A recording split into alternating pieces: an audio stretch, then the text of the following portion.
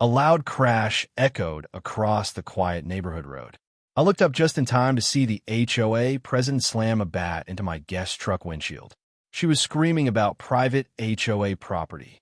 My guest calmly stepped out, pulled out his phone, and that's when everything changed. But to understand why that moment happened, you have to go back to the day I bought the land. About a year earlier, I had purchased 1,500 acres of rural property on the edge of a growing suburban area. It wasn't the kind of land most people would immediately see value in. Large portions were open fields, some areas were wooded, and there was an old gravel access road that ran across a narrow bridge before connecting to the main highway. For me, though, the place was perfect. I'd spent years saving and planning for something exactly like it. My goal wasn't to build some massive development or flip the land for profit. I wanted privacy, space, and the freedom to slowly build something of my own without neighbors breathing down my neck. Ironically, that last part turned out to be much harder than I expected. The property sat just outside a large suburban neighborhood governed by a homeowners association. The houses there were nice enough, clean lawns, matching mailboxes, neat fences. The type of place where everything looked organized and peaceful. At first, I barely thought about them. My land technically wasn't part of their neighborhood. The property line ended just before their subdivision entrance, and the road that crossed my land had existed decades before the HOA neighborhood had ever been built. Still, that road became the source of everything that followed. The first time I met the HOA president was about 2 weeks after I closed on the land. I was standing near the bridge one afternoon while a contractor looked over some fencing plans when a white SUV rolled slowly down the gravel road toward us. It stopped just a few feet away, and a woman stepped out like she had somewhere very important to be. She looked to be in her late 50s, with carefully styled blonde hair and a blazer that felt oddly formal for standing on a dusty country road. She didn't introduce herself. Instead, she looked at me, then at the contractor, and finally at the survey markers we had placed along the edge of the road. "Who exactly are you?" she asked. Her tone wasn't curious. It was demanding. I wiped my hands on my jeans and walked over. "I'm a new owner," I said. "Just closed on the property recently." Her eyebrows immediately tightened. "All 1,500 acres." "That's right." She crossed her arms and glanced toward the bridge.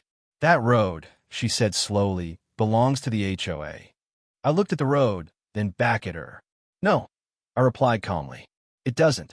She gave a small laugh, the kind someone uses when they think the other person simply doesn't understand. "This road has been used by our community for years," she said. "Residents rely on it for access to the highway, which means it falls under HOA oversight. I'd expected something like this eventually. Before buying the property, I had spent weeks reviewing surveys, title records, and county documents. The road and bridge were clearly listed as part of the land parcel. There was no easement granting the HOA control. None. I walked to my truck, grabbed a folder, and pulled out a copy of the property map. "The road runs through my parcel," I explained, pointing to the highlighted boundary lines. "It's private property." The county confirmed it during closing. For a moment, she didn't say anything. Then her expression hardened. "Well," she said, "that's going to be a problem." The contractor beside me slowly pretended to study his clipboard. I kept my voice calm. "How exactly is it a problem?" She gestured toward the distant rooftops of the subdivision. "Because our residents use this road every day. We've maintained it, monitored traffic, and ensure it stays safe." I looked at the road again. The gravel was uneven, the guardrail on the bridge was rusted, and weeds were growing through the edges. If they had been maintaining it, they hadn't been doing a very good job. "I'm not planning to block it," I said. "People can still use it, but ownership hasn't changed." She stared at me for several seconds like she was trying to decide whether I was joking. Then she stepped closer. "You clearly don't understand how things work here," she said. Her voice had dropped into something colder now. "Our HOA has rules, standards, oversight. I'm not part of the HOA," I reminded her. "That doesn't matter when your property affects our community." I folded the map and placed it back in the folder. "With respect," I said, "the county records say otherwise." Her jaw tightened. For a moment, I thought she might argue more, but instead she simply turned and walked back to her SUV. Before getting in, she looked back at me one last time. "Outsiders rarely last long around here," she said. Then she drove away, kicking up a cloud of dust behind her tires. The contractor let out a quiet whistle. "Well," he said, "that seemed friendly." I shrugged, though something about the conversation sat uncomfortably in my mind. At the time, I figured that was the end of it. I was wrong, because over the next few weeks, the HOA president didn't just come back. She started showing up everywhere. And soon, the quiet road across my land became the center of a fight I never expected. A fight that would eventually end with a smashed truck, police lights, and a very serious mistake on her part. At first, I thought the conversation with the HOA president had been nothing more than an awkward introduction. Every neighborhood has at least one person who takes rules a little too seriously. I figured she was simply protective of her community and surprised to see someone new controlling the road. But within a week, it became clear the situation wasn't going to fade away that easily. The first letter arrived in my mailbox on a Tuesday morning. It was printed on official-looking letterhead with bold capital letters across the top that read, "HOA Compliance Notice." I almost laughed when I saw it. The notice claimed I was in violation of multiple HOA regulations, including unauthorized land alterations, unapproved vehicle traffic, and something called infrastructure interference. The problem was simple. I wasn't a member of their HOA. My property wasn't inside their neighborhood boundaries. I had verified that fact multiple times before buying the land.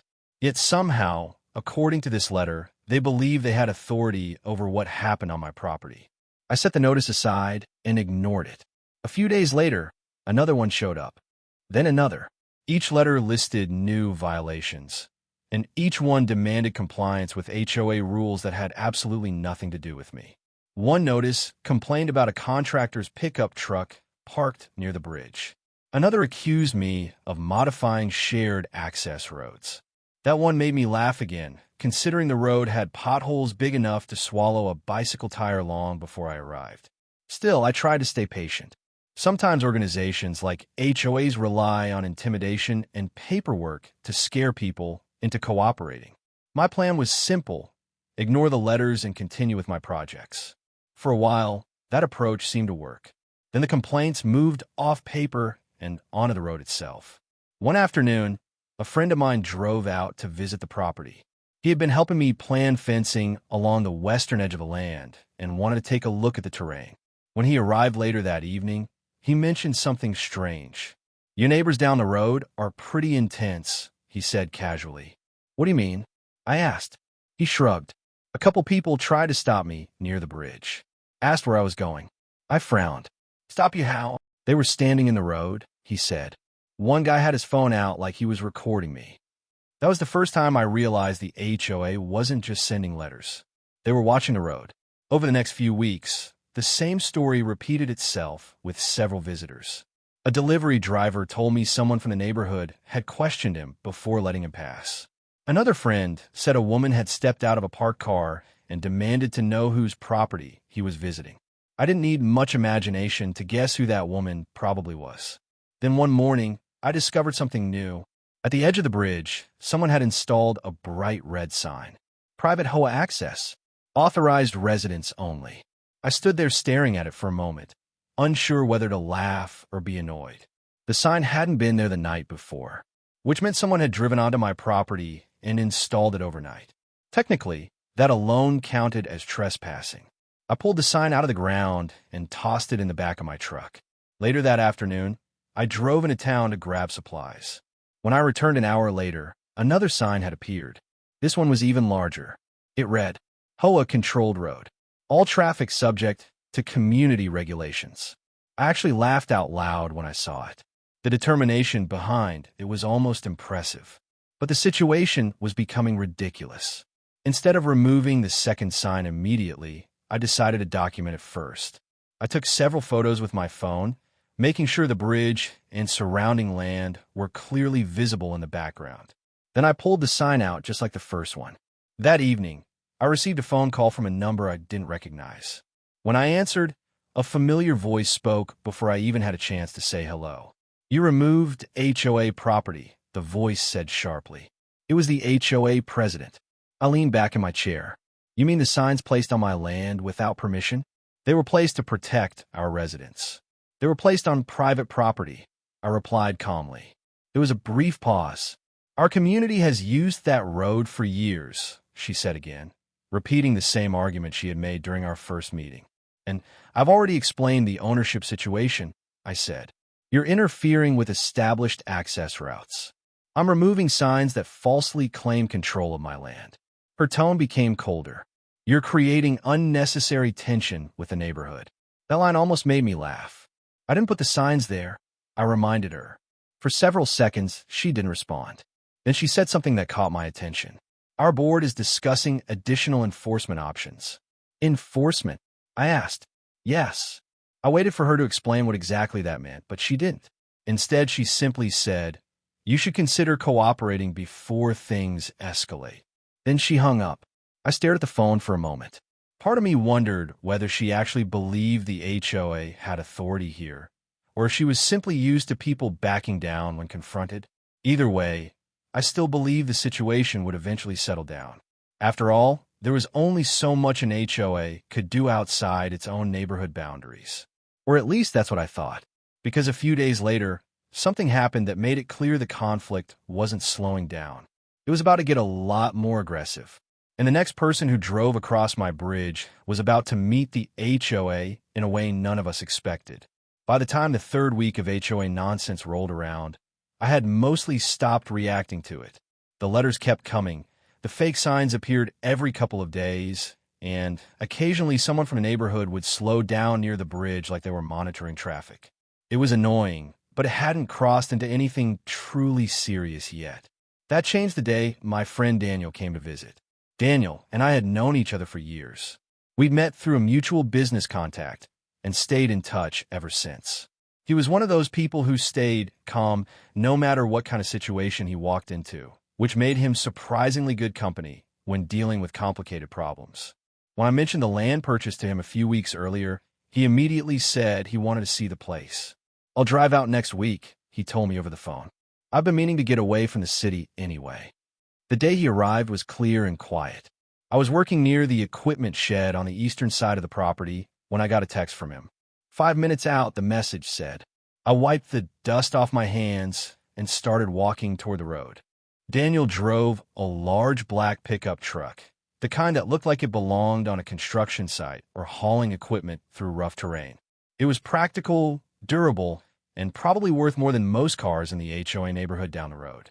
From the ridge near the shed, I could see the bridge that crossed the narrow creek leading onto my land. And that's when I noticed something strange. 2 vehicles were parked near the entrance to the bridge.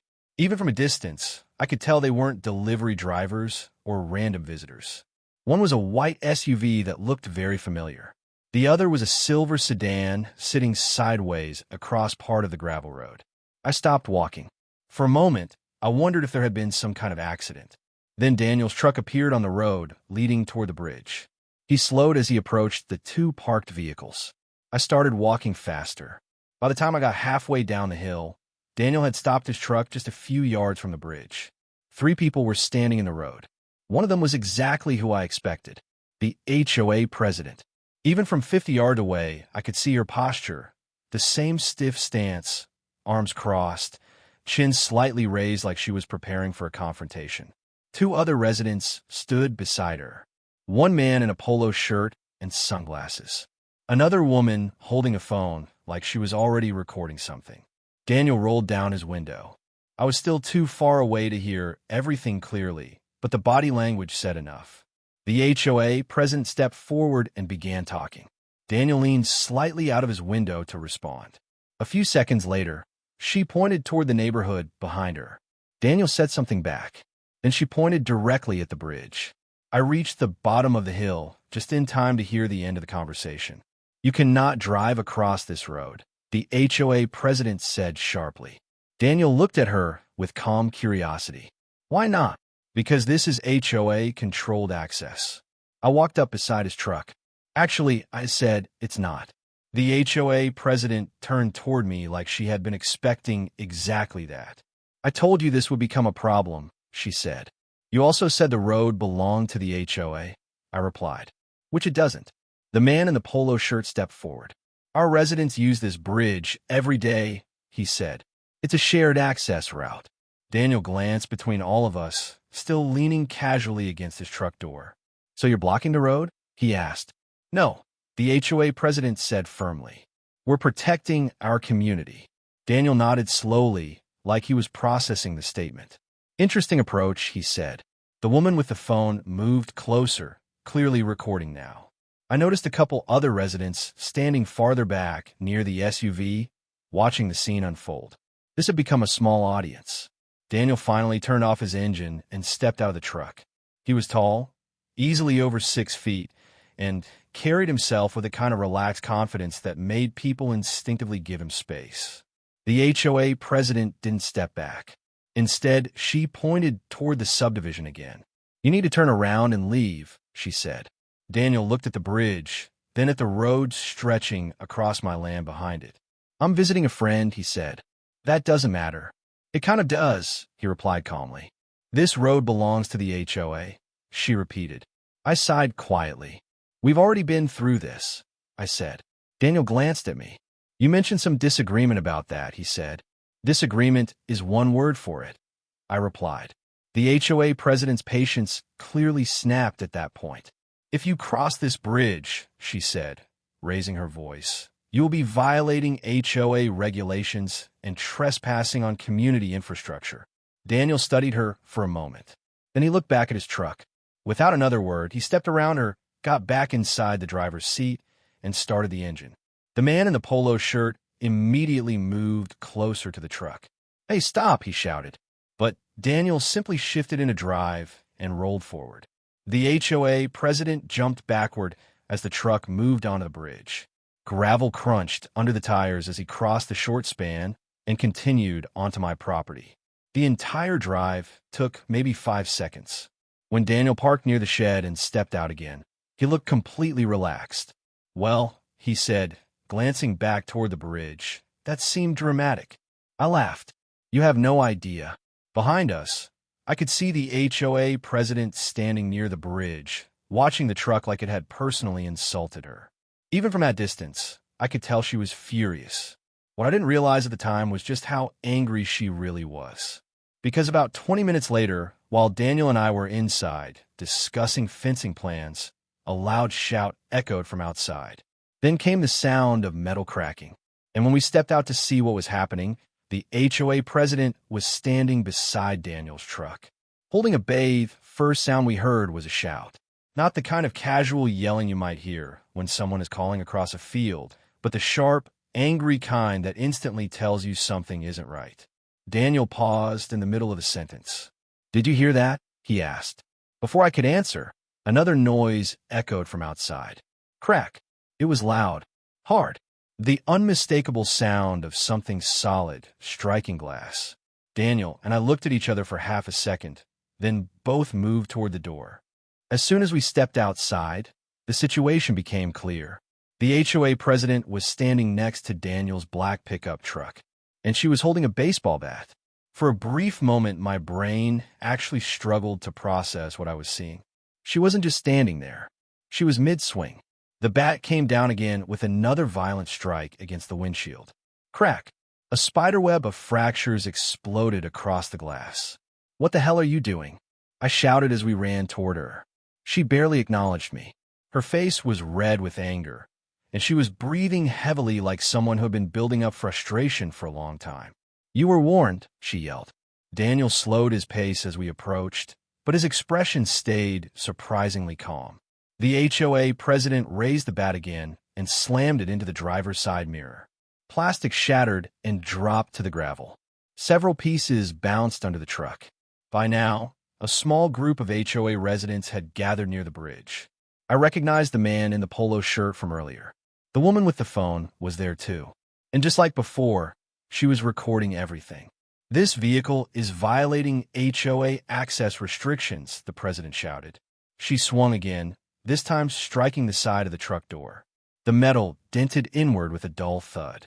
Daniel finally spoke. I'd suggest you stop, he said. His voice was calm, almost relaxed, but it carried enough weight to make the situation feel suddenly quieter. For the first time, the HOA president looked directly at him. "You think you can just drive onto private HOA infrastructure?" she snapped. Daniel glanced at the damaged windshield, then at the mirror hanging loosely from its wires. "I think you're damaging private property," he replied. Her grip on the bat tightened. "This truck shouldn't even be here. It's parked on my friend's land," Daniel said. "That road belongs to our community." I stepped between them slightly.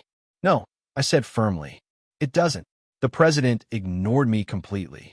Instead, she lifted the bat again and slammed it down on the hood. The sound rang across the field.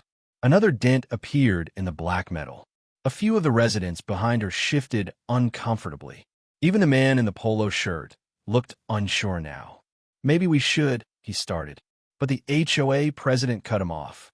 "This man deliberately ignored HOA authority," she said loudly, clearly aware that multiple phones were recording. "This is enforcement."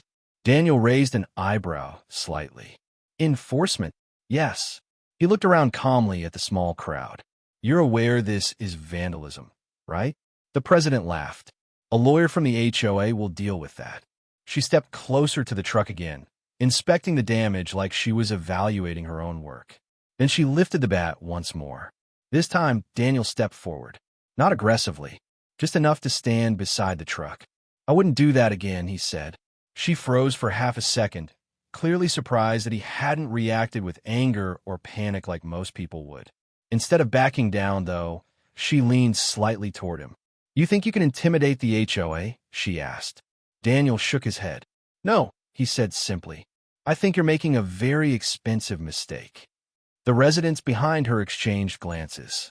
For the first time, the confidence in her posture wavered slightly, but only for a moment. "Good luck fighting HOA attorneys," she said. Daniel reached into his pocket and pulled out his phone.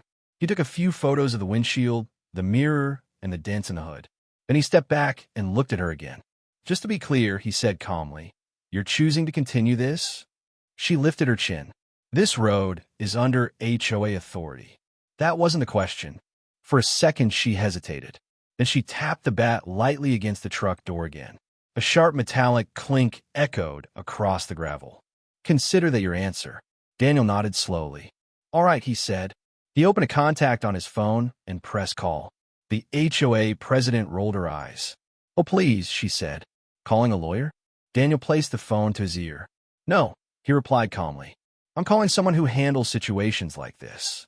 She laughed again, clearly convinced the situation was still completely under her control. But several of the residents behind her had stopped smiling.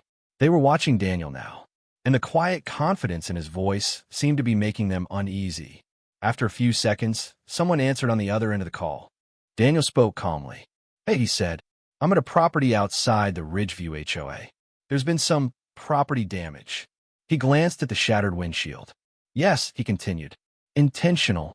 The HOA president folded her arms.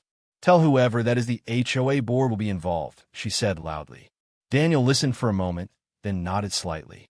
"All right," he said into the phone. "We'll wait here." He ended the call and slipped the phone back into his pocket. The HOA president smirked. "This should be entertaining," she said. Daniel looked toward the road leading back to the highway. "It probably will be," he replied. For a moment, the entire scene fell quiet. No one spoke. Then, faintly in the distance, a sound began to grow louder. Sirens. And as the flashing lights appeared at the far end of the road, the confident expression on the HOA president's face slowly began to change. "Seaball bat." The sound of sirens started faint at first. Just a distant wail somewhere beyond the trees lining the highway. At first, no one reacted. The HOA president was still standing beside Daniel's truck with the baseball bat resting against her shoulder, looking satisfied with the damage she had done. A cracked windshield, a shattered side mirror, 2 deep dents across the hood and driver's door. To her, it probably felt like a victory. Daniel, on the other hand, looked completely unfazed. He leaned casually against the tailgate of the truck and crossed his arms like he was waiting for a late dinner reservation rather than standing beside a vandalized vehicle. The sirens grew louder. Now the people standing near the bridge began shifting uncomfortably. The man in the polo shirt looked down the road toward the highway. Are those police?" he asked. The HOA president scoffed. "Probably," she said dismissively. Then she looked at Daniel. "You think calling the police scares me?" Daniel shrugged slightly. "I didn't say that." She tapped the bat lightly against her palm. "This is a private community matter," she continued. "Law enforcement won't get involved in HOA enforcement." Daniel didn't argue. Instead, he simply pulled out his phone again and began taking more pictures. He carefully photographed every angle of the truck. The windshield, the broken mirror, the dents, the bat still in her hand.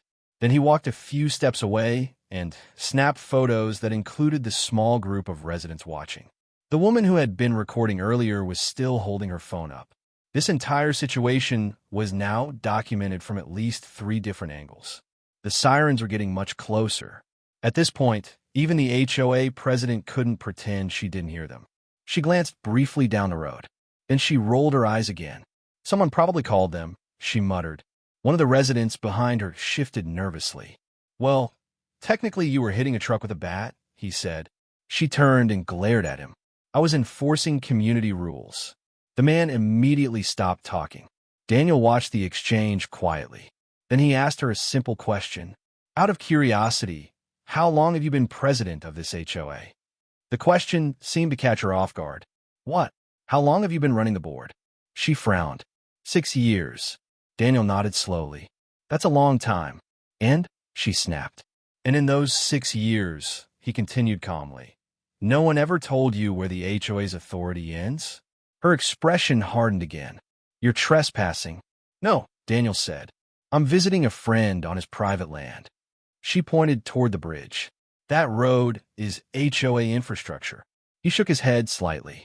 "I've reviewed the county maps." That made her pause. Only briefly, but long enough for the hesitation to show. "You reviewed them?" she asked. Daniel nodded. "Before I came out here." I looked at him, surprised. "You did?"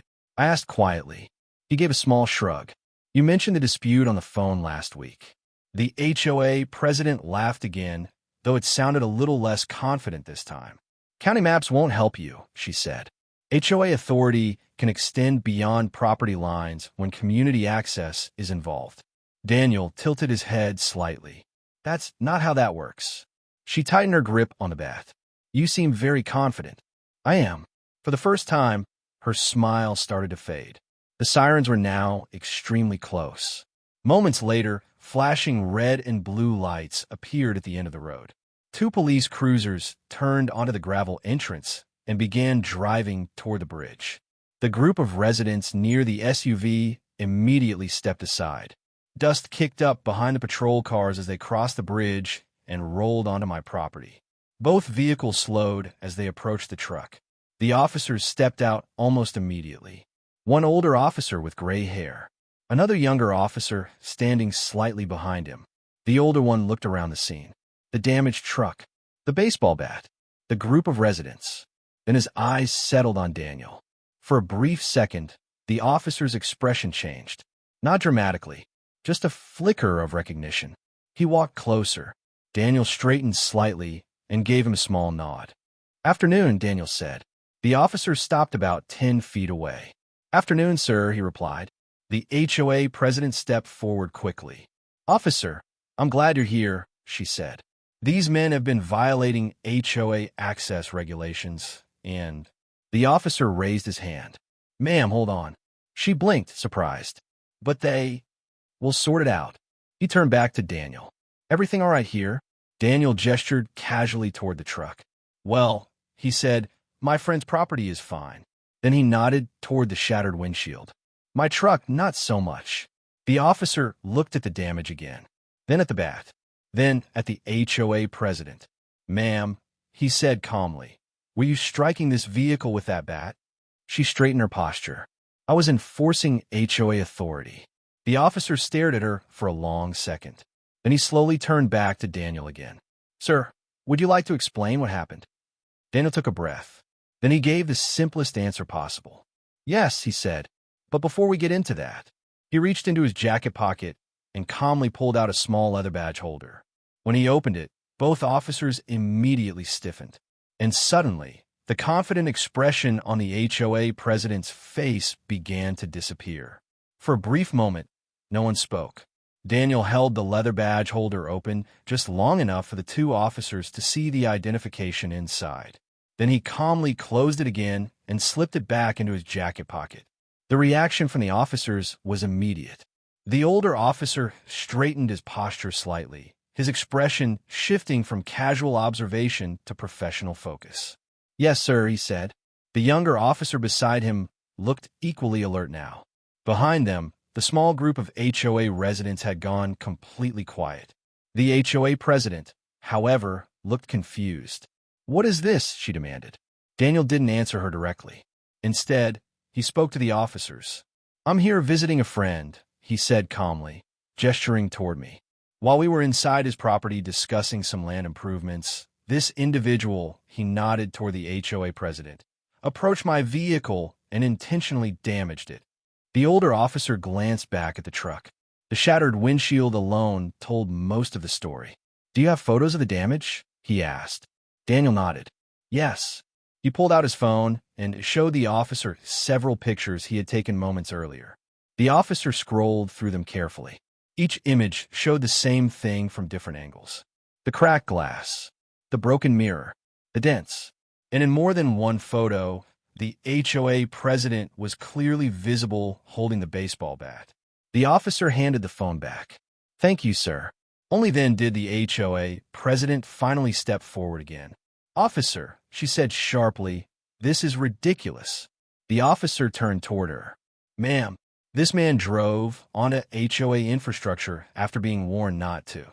The officer looked toward the bridge, then toward me. "Is this road part of the HOA?" he asked. "No," I said. "It's private property."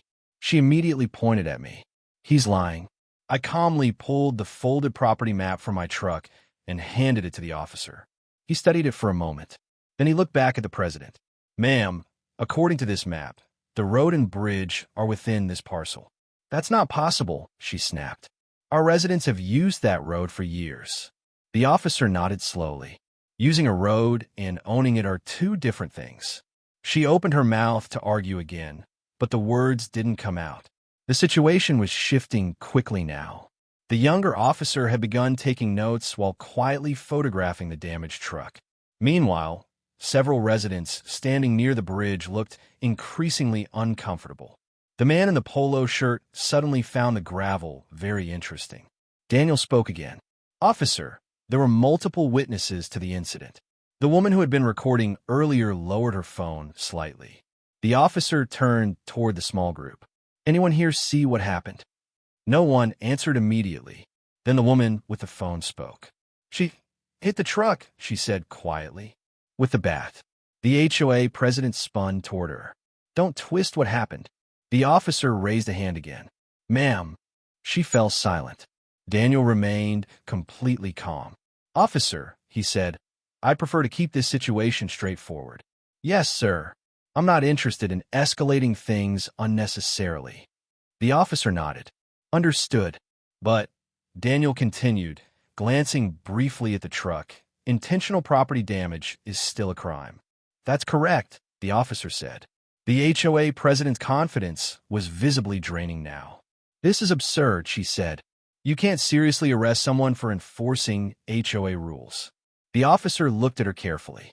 "Ma'am, homeowners associations do not have authority to destroy private property.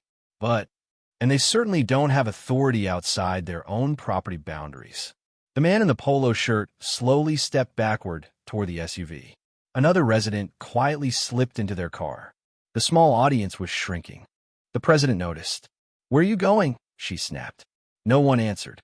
Meanwhile, the younger officer finished documenting the damage and walked over.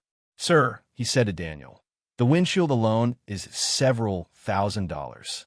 Daniel nodded slightly. "I'm aware." The officer looked toward the president. "Ma'am, I need you to place the bat on the ground." Her eyes widened.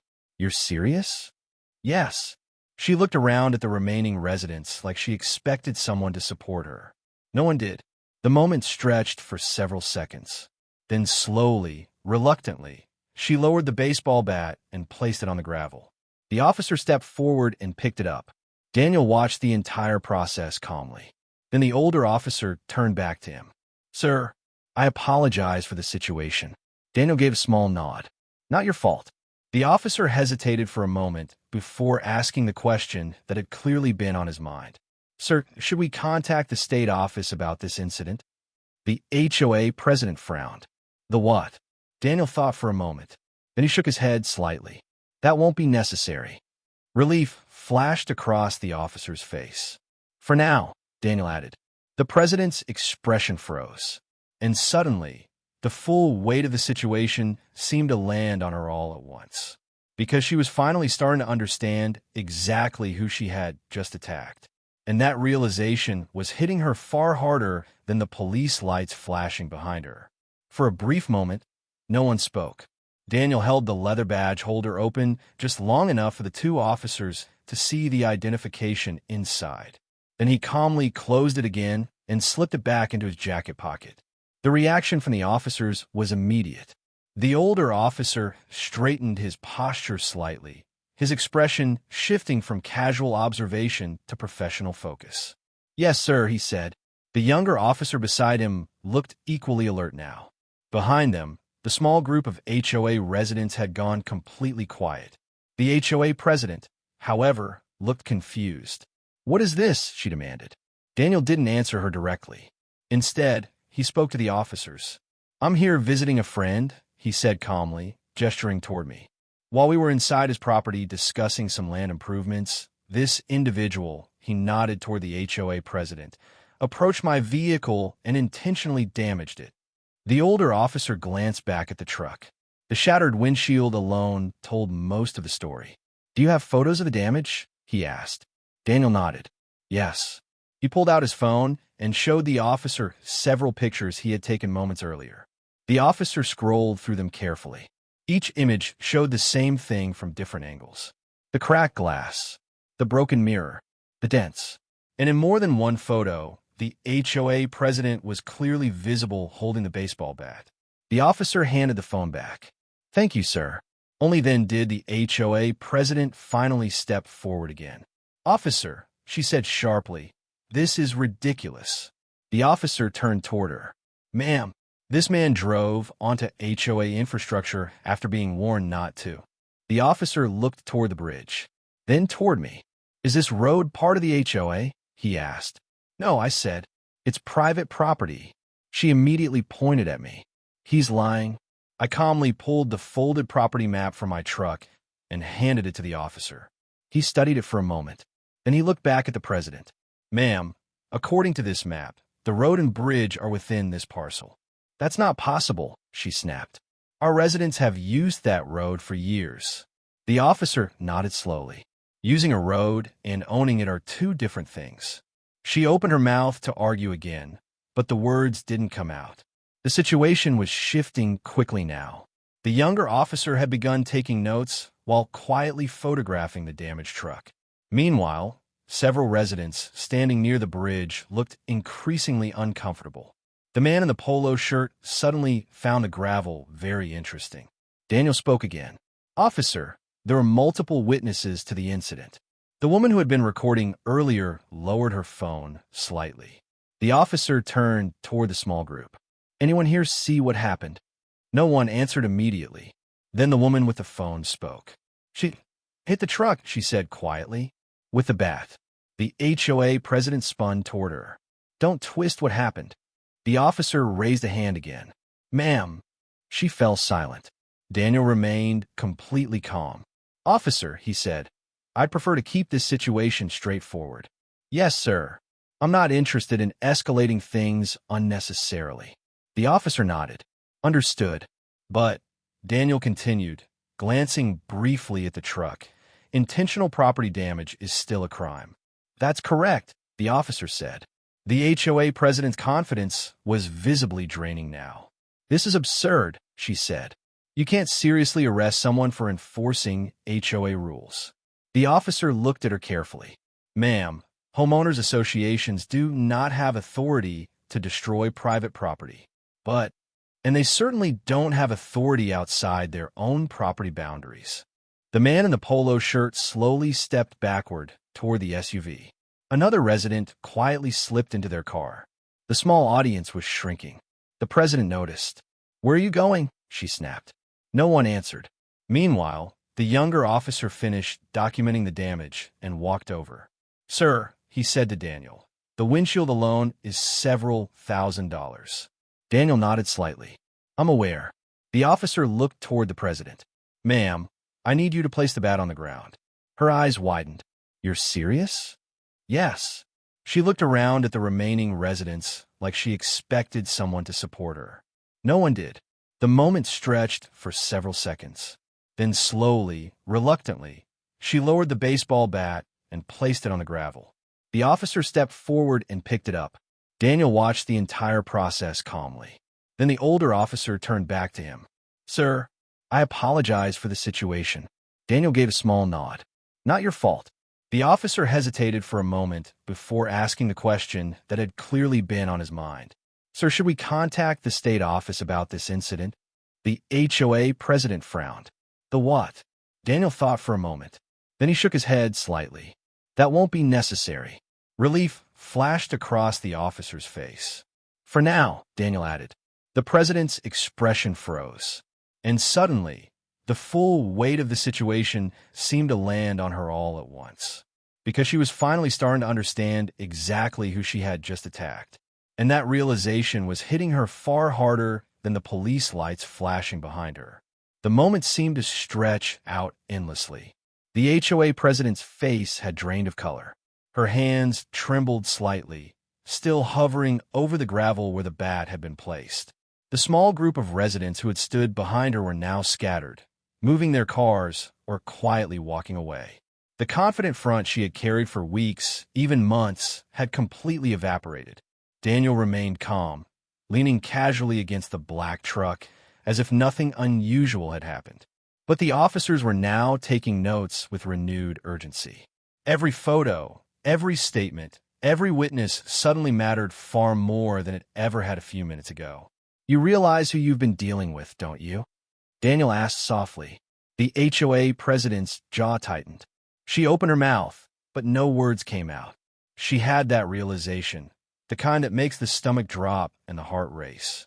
The weight of her actions finally hit her. She had just assaulted a high-ranking official, someone whose authority extended far beyond any HOA rules or neighborhood committees. The older officer approached her. "Ma'am, you're facing intentional property damage. Given the circumstances, this is serious. We need to document everything thoroughly. You will be held accountable." Her shoulders slumped slightly. The smirk and defiance were gone. She had underestimated the consequences of her impulsive behavior, and now there was no recovery. Meanwhile, the younger officer spoke quietly with the remaining residents. Anyone involved in encouraging this behavior, or who participated in the incident, will also be included in the investigation. Several heads nodded sheepishly. Their excitement from earlier had turned into fear. Daniel's voice broke the tense silence. "I suggest we keep this simple. I'm not interested in escalating unnecessarily, but the law has to be clear." The officers nodded in agreement. "We'll handle the legal steps from here. All the damage will be recorded and statements will be taken. You can expect follow-ups from both local law enforcement and state authorities." The HOA president tried to protest. "This is ridiculous. I was just enforcing community rules." Daniel tilted his head slightly. "Community rules do not give you the right to destroy private property. Even if the road were yours, which it isn't, that does not justify your actions." Her panic was now evident. She looked around at the few remaining residents, who avoided eye contact. The facade of control she had maintained for so long was shattered. A few minutes later, Daniel handed his phone to the older officer. "I have photos and videos from multiple angles. Everything is documented." The officer took the phone and began reviewing the files. Each frame showed the president striking the truck, swinging the bat, and clearly causing intentional damage. The evidence was irrefutable. The president's face was pale now.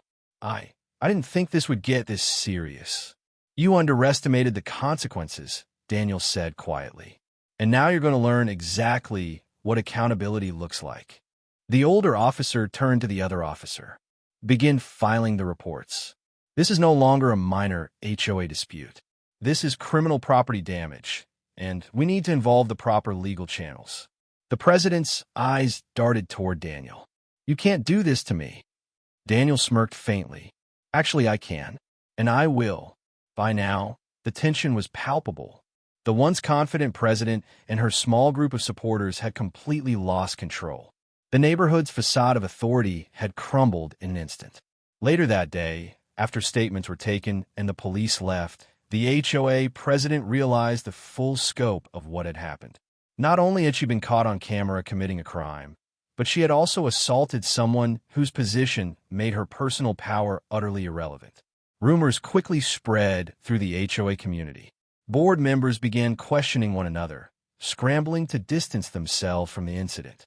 The panic was contagious. Emails and calls started flooding in. The board debated internally. Many members expressed fear over potential lawsuits, damage claims, and the possibility that local and state authorities would now take a serious interest. By the end of the day, the HOA president was isolated. Her own community had turned against her. Board members, neighbors, and residents who once supported her decisions began to see the reality. The situation was far beyond HOA authority and control. The president's confident grip on power had evaporated completely.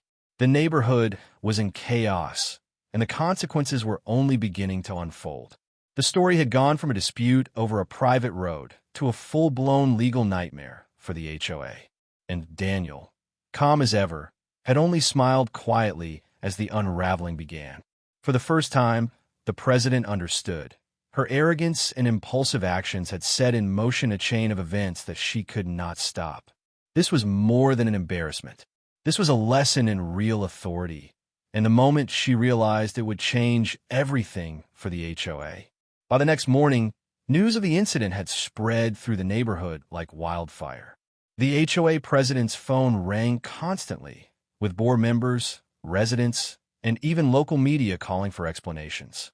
Every voicemail left her more flustered than the last. Her authority, once unquestioned, had evaporated overnight.